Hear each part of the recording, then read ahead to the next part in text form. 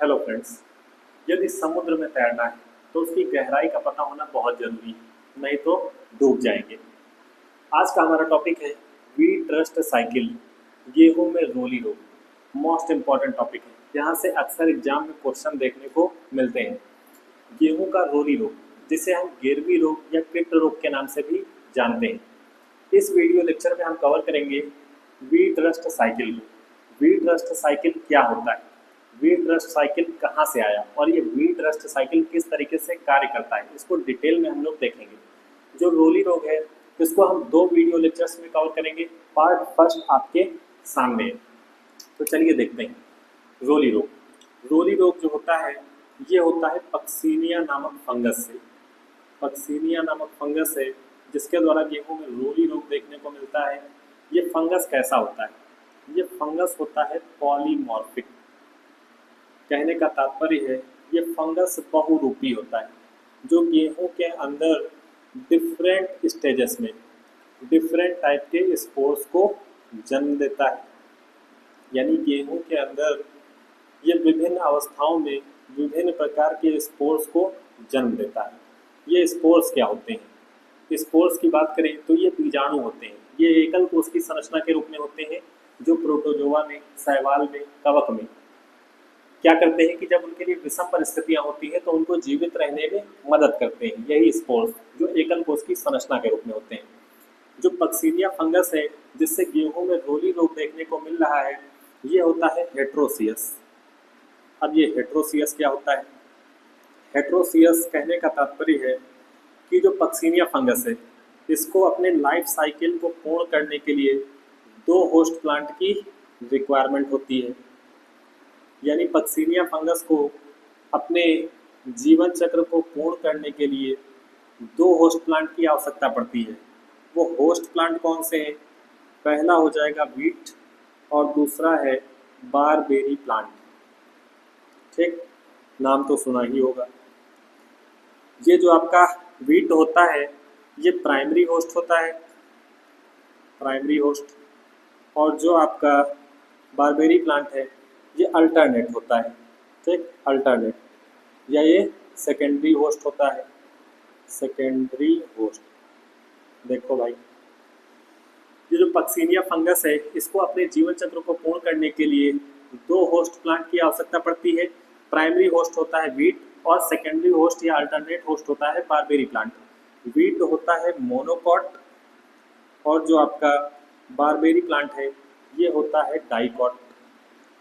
ठीक, अब यहाँ आश्चर्य की बात है। आश्चर्य की बात यह है कि पक्सीनिया एक ऐसा फंगस है जिसको अपने लाइफ साइकिल को पूर्ण करने के लिए मोनोकॉट और डाइकॉट 2 टाइप के प्लांट्स की आवश्यकता होती है। ठीक है, तो यहाँ तक समझ में आ गया होगा। होता क्या है, ये जो पक्सीनिया फंगस होता है ये वीट पर प्राइमरी होस्ट के रूप में फीड करता है रबी सीजन में, यानी नवंबर में। ठीक, और जब आपकी गेहूं की फसल क्या होती है, जब गेहूं की फसल की हम कटाई कर देते हैं तो गेहूं की फसल की कटाई करने के बाद इस पक्सीनिया फंगस को जीवित रहने के लिए, इसको अपने लाइफ साइकिल को पूर्ण करने के लिए किसी दूसरे होस्ट प्लांट की आवश्यकता होती है। तब ये चला जाता है बारबेरी प्लांट पे। ठीक, क्योंकि तब ऑफ सीजन हो जाता है, तो ऑफ सीजन में ये अपने दूसरे होस्ट प्लांट को ढूंढ लेता है, बारबेरी प्लांट पे चला जाता है। और फिर जैसे जैसे क्या होता है कि आपका रबी सीजन आता है, फिर से गेहूं की फसल आ जाती है, तो फिर से ये पक्सीनिया फंगस क्या करता है, फिर से ये गेहूं की फसल पर मुख्य रूप से फीड करता है। तो इस तरीके से ये पक्सीनिया फंगस गेहूं पर बारबेरी प्लांट पर, गेहूं पर बारबेरी प्लांट पर अपने लाइफ साइकिल को पूर्ण करता है। अब ये लाइफ साइकिल को कैसे पूर्ण करता है इसको हम डिटेल में देखते हैं। यहाँ पे देखो, एक होती है आपकी एसियम स्टेज। देखो समझ में आएगा। होता क्या है, जब आप किसी लाइफ साइकिल को पढ़ते हो तो वहाँ पे क्या होता है, जैसे मनुष्य के लाइफ साइकिल की बात करें तो मनुष्य के जीवन चक्र में सबसे पहले शैशवावस्था आती है, फिर बाल्यावस्था आती है, फिर किशोरावस्था आती है, फिर युवावस्था आती है, फिर प्रौढ़ावस्था देखने को मिलती है। और जीवन चक्र के बाद क्या होता है कि फिर से मनुष्य का जीवन चक्र वहीं से शुरू हो जाता है ना। तो फिर से शैशवावस्था थी, फिर से आपकी बाल्यावस्था, फिर से किशोरावस्था, और इस तरीके से विभिन्न अवस्थाओं से होता हुआ मनुष्य का जीवन चक्र जो होता है वापस से अपनी पहली अवस्था पर आ जाता है। जीवन चक्र में यही तो होता है। तो देखो होता क्या है, ये जो वी ट्रस्ट साइकिल है इसके अंतर्गत एक होती है एसियम स्टेज। एसियम स्टेज क्या करती है, ये जो एसियम अवस्था होती है ये बनाती है एजियोस्पोर। क्या बनाती है? एजियोस्पोर। जो गेहूं का बीट रस्ट साइकिल होता है, इसमें टोटल आपको 5 स्पोर्स देखने को मिलेंगे। कितने स्पोर्स? 5 स्पोर। ठीक। तो पहला है एसीएम अवस्था। एसीएम अवस्था एसियोस्पोर को जन्म देती है। जो एसियोस्पोर होता है ये क्या करता है? ये आपकी हो गई गेहूं की फसल। तो गेहूं की फसल का ये हो गया एक प्लांट। ये जो एसियोस्पोर होता है ये गेहूं की फसल के एक प्लांट को क्या करता है? इन्फेक्ट कर देता है। ये इन्फेक्ट कर देता है, यानी गेहूं की फसल के एक प्लांट में ये रस्ट डिजीज जो होता है, रोली रोग, इसके फंगस को डाल देता है। ठीक। अब इसके पश्चात क्या होता है? ये जो एसियोस्पोर होता है ये आगे चल करके कन्वर्ट हो जाता है। ये किस में कन्वर्ट हो जाता है? ये कन्वर्ट हो जाता है यूरेडियम स्टेज में। यूरेडियम स्टेज, इनको स्टेट बोल सकते हो। या होता क्या है, ये जो आपके यूरेडियम है, एसीएम है, या अभी आगे पढ़ोगे टीलियम, ये सब होता क्या है कि जो स्पोर्स होते हैं ये माइसीलियम के बने होते हैं। इनकी जो फंगस की बॉडी होती है ये माइसीलियम की बनी होती है। तो ये अलग अलग टाइप के माइसीलियम के ही नाम हैं। ठीक। ये जो यूरेडियम है, यूरेडियम का क्या करता है? यूरेडियम जो होता है ये आगे चल करके यूरेडियोस्पोर बनाता है। यूरेडियोस्पोर, जो आपकी यूरेडियम अवस्था है इसमें बनता है यूरेडियोस्पोर। अब ये यूरेडियोस्पोर क्या करता है? अभी तक क्या था? जो एसियोस्पोर था इसने गेहूं के एक पौधे में रस्ट डिजीज के जो भी फंगस था उनको डाला था, उसको गेहूं का जो आपका प्लांट था उसको इन्फेक्ट किया था। लेकिन अब आगे क्या होगा? यूरेडियम अवस्था के बाद जब आपका यूरेडियोस्पोर बनता है तो ये गेहूं के एक प्लांट से गेहूं के जो अनादर प्लांट होते हैं उसमें रोग को फैलाने का कार्य करता है। ठीक है। गेहूं के जो अनादर प्लांट होते हैं उसमें रोग को फैलाने का काम कौन करता है? वो करता है यूरेडियोस्पोर। इसीलिए यूरेडियोस्पोर जो होता है इसे हम रिपीटिंग स्पोर भी बोलते हैं। क्या बोलते हैं? इसे हम रिपीटिंग स्पोर भी बोलते हैं, क्योंकि एजियोस्पोर ने तो केवल गेहूं के एक पौधे में उस फंगस को इन्फेक्ट किया था। ठीक है। रस्ट डिजीज तो जो था वो गेहूं के केवल एक प्लांट में देखने को मिला था। लेकिन यूरेडियोस्पोर जो है इसने गेहूं के एक प्लांट से गेहूं के कई पौधों में उस रस्ट डिजीज के फंगस को ट्रांसफर कर दिया, रोग को फैलाने का काम किया। इसलिए इसे रिपीटिंग स्पोर भी बोलते हैं। अब ये जो यूरेडियोस्पोर होता है ये आगे चल के कन्वर्ट हो जाता है किसमें? ये कन्वर्ट हो जाता है टीलियम स्टेज में। और फिर टीलियम स्टेज आगे चल के बनाती है क्या? टीलियोस्पोर। ठीक है। क्या बनाती है? टीलियोस्पोर। ये सारी कहानी गेहूं के ऊपर ही चल रही है अभी। फिर टीलियोस्पोर जो होता है ये कन्वर्ट हो जाता है बेसिडियम स्टेज में। और जो बेसिडियम स्टेज होती है, बेसिडियम स्टेज क्या बनाती है? बेसिडियम स्टेज में बनता है बेसिडियोस्पोर। बेसिडियोस्पोर। ठीक।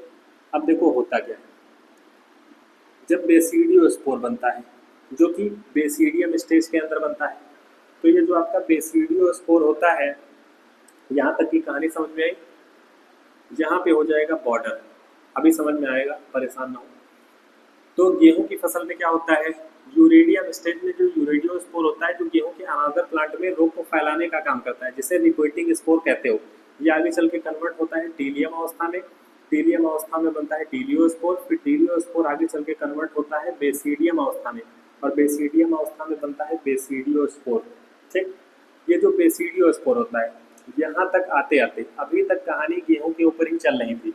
लेकिन अब क्या होता है, जब हम बेसिडियोस्पोर पे आते हैं तो यहाँ तक गेहूं की जो फसल होती है, गेहूं की जो फसल होती है वो स्टार्टिंग से लेकर के अभी तक मैच्योर हो चुकी होती है, यानी उसमें मैच्योरिटी स्टेज आ चुकी होती है। और गेहूं की फसल जो होती है वो हार्वेस्टिंग करने योग्य हो जाती है। तो अब जब गेहूं की फसल की हम कटाई करने वाले हैं, यानी गेहूं की फसल की जब हम हार्वेस्टिंग करने वाले हैं, तो उसके पश्चात अब इस जो भी आप स्पोर्स पढ़ रहे हो, इन स्पोर्स को जीवित रहने के लिए किसी दूसरे होस्ट प्लांट की आवश्यकता होती है, क्योंकि गेहूं की फसल तो कटने जा रही है। तो गेहूं की फसल की जब कटाई करने जा रहे हो तो ऐसी अवस्था में इन स्पोर्स को जीवित रहने के लिए किसी दूसरे होस्ट प्लांट की आवश्यकता होती है। और वो दूसरा होस्ट प्लांट कौन सा होता है? वो है बारबेरी प्लांट। Barberry plant. ठीक। तो ये जो आपका बेसिडियोस्पोर होता है ये गेहूं की फसल की कटाई के बाद बारबेरी प्लांट पे फीड करता है। जब गेहूं की फसल कट जाती है तो ये बेसिडियोस्पोर इस बारबेरी प्लांट पर फीड करता है, इस बारबेरी प्लांट को इन्फेक्ट कर देता है। अब जब ये बारबेरी प्लांट को इन्फेक्ट कर देता है तब क्योंकि ऑफ सीजन आ चुका होता है, रबी सीजन जा चुका है, इसके पश्चात क्या होता है, ये जो बेसिडियम होता है जिससे बेसिडियोस्पोर बनता है, ये आगे चल के कन्वर्ट हो जाता है किसमें, ये कन्वर्ट हो जाता है पिकनियम में। और पिकनियम अवस्था जो होती है, पिकनियम अवस्था जो होती है ये क्या बनाती है, ये बनाती है पिकनियोस्पोर, पिकनियोस्पोर। और ये जो पिकनियोस्पोर होता है ये आगे चल करके कन्वर्ट हो जाता है किसमें, एसियम अवस्था में। और एसियम अवस्था फिर से एजियोस्पोर बना लेती है। ये जो एसियोस्पोर होता है ये क्या करता है, जब एसियोस्पोर बनता है उसके पश्चात पुनः रबी सीजन आ जाता है, पुनः रबी सीजन आ जाता है और फिर से गेहूं की फसल आपके खेतों पे लौट आती है।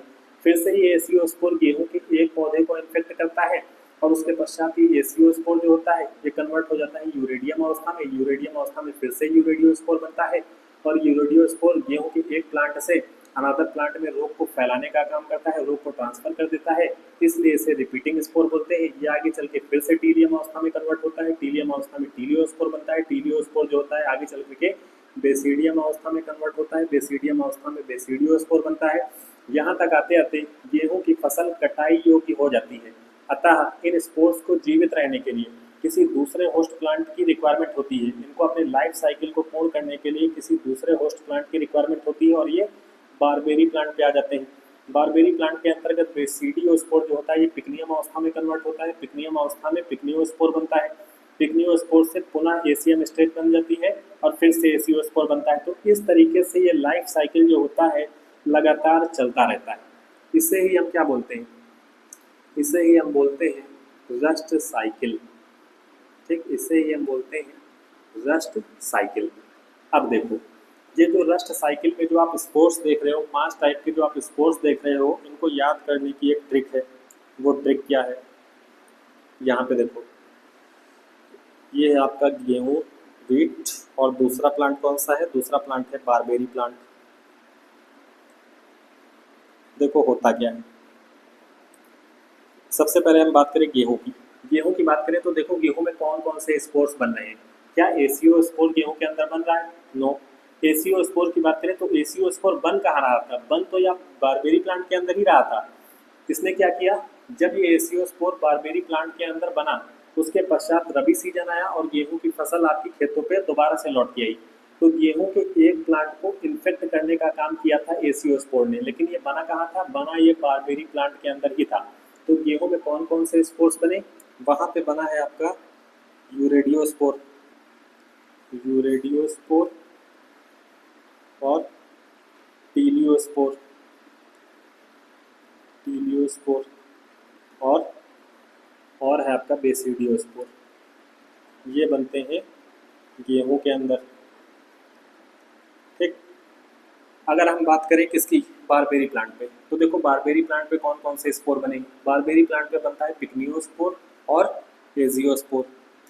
बारबेरी प्लांट पे बनता है पिकनियोस्पोर और पिकनियोस्पोर के साथ साथ कौन सा बना है, एजियोस्पोर। तो देखो इसको याद करने की ट्रिक है, वो ट्रिक क्या कहती है, यहाँ पे देखो ट्रिक है UTBPA और पॉटअप PAUTB। यदि गेहूं की फसल में हम याद करेंगे तो ट्रिक होगी UTBPA, यदि बारबेरी प्लांट में हम याद करेंगे तो ट्रिक होगी पॉटअप। देखो गेहूं की फसल के लिए ट्रिक क्या होती है, UTBPA। यू से हो जाता है यूरेडियोस्पोर, टी से हो जाता है टीलियोस्पोर, बी से हो जाता है बेसिडियोस्पोर, पी से हो जाता है पिकनियोस्पोर, ओ से हो जाता, ए से हो जाता है आपका क्या, एजियोस्पोर। ठीक, उसी तरीके से यदि बारबेरी प्लांट की बात करें तो यहाँ ट्रिक क्या है, पॉटअप। पी से होता है आपका पिकनियोस्पोर, ए से हो जाता है आपका एजियोस्पोर, यू से हो जाता है आपका यूरेडियोस्पोर, टी से हो जाता है टीलियोस्पोर, बी से हो जाता है बेसिडियोस्पोर। यहाँ भी देखना चाहो तो सीक्वेंस देख सकते हो, यू से आपका ये देखो यूरेडियोस्पोर, टी से हो जाता है टीलियोस्पोर, बी से हो जाता है बेसिडियोस्पोर, पी से आपका पिकनियोस्पोर, ए से है एजियोस्पोर। अब बात आगे आती है कि ये जो आपका व्हीट रस्ट साइकिल, इसको दिया किसने था। तो व्हीट रस्ट साइकिल की बात करें, सबसे पहले गेहूं के रोली रोग की जीवन चक्र की अवस्थाओं का अध्ययन किया था वो एक फेमस माइकोलॉजिस्ट हैं प्रोफेसर KC मेहता। नाम याद रखना इम्पोर्टेंट है।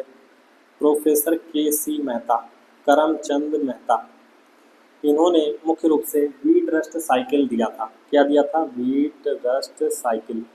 इन्हें father of Indian rust disease, father of Indian rust disease भी कहते हैं।